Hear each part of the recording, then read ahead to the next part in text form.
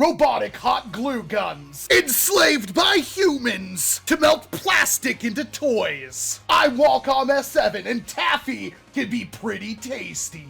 Yeah, this is Tag Back, or the month of Tag Back, day 12 of TAGBAXMAS, and that means we're taking a look at a blaster from the past, see what it can offer us today in the present, and today I am cheating, because there's a thing I need to talk about that I haven't been able to do a normal, formal review on, so I'm just gonna start talking and showing a thing off, and since the past is anything that came before this video, I can totally talk about it.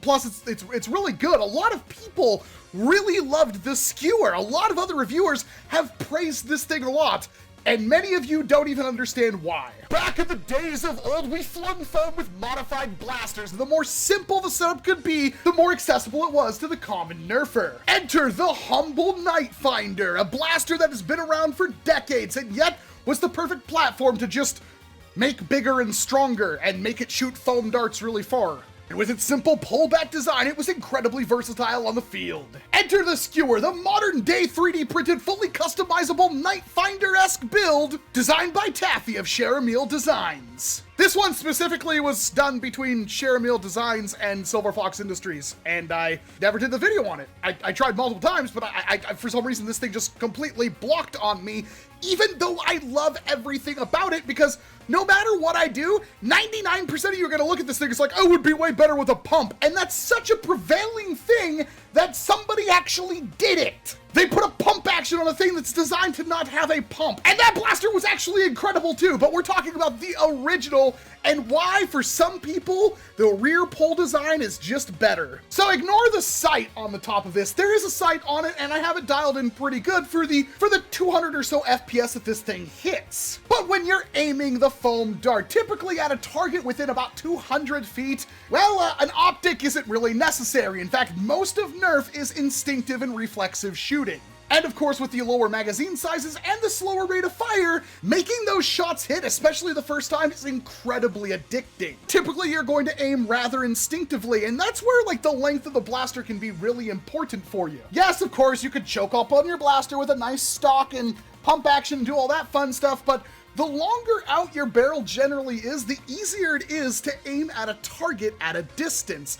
And some people like this pistol-esque competition-style shooting that is tied to a blaster like this. The Skewer is Talon magazine fed and shoots your typical short Nerf dart. Simply insert the magazine into the blaster, pull it back, push it forward, and you have chambered a dart and it is ready to fire, and yeah, it hits really freaking hard because it's designed to hit really freaking hard. And with things like this being 3D printed, it is fully customizable. There are alternate parts that you can get done, and of course, different materials and colors for the actual body of the blaster. And that's one of the big reasons why people love 3D printed stuff. But some of you out there look at the prices and don't understand why it's so expensive, because after all, it was just printed out by a robot, right? Well, not only does it have to be designed to be printed out by said robot, it has to be ran. Prints need to come out right, and sometimes they don't, so you need to scrap them and restart, and of course the filament costs money. Then all this stuff gets hand-assembled, tested, and shipped out the door by somebody like Silverfox Industries, and that's why the prices are higher than what you would expect. So these are not a blaster for everyone. However, as always, if you want something like this is really one of the only ways to get this. Now, the performance of the Skewer is absolutely astonishing. This is not even maxed out, and it does exceptionally well. It didn't come with any muzzle stabilization device, but using a standard worker plastic scar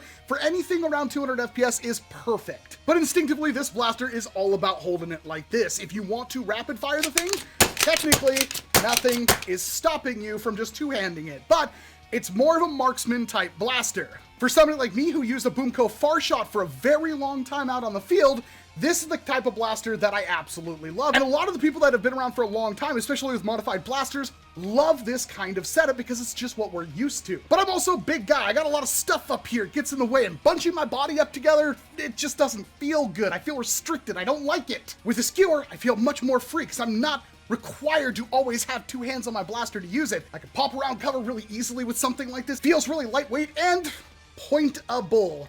And that is something that is very important to me. When I see a target 125 feet away, I don't necessarily want to be like this. I kind of just want to look at them and go, ha! Take that!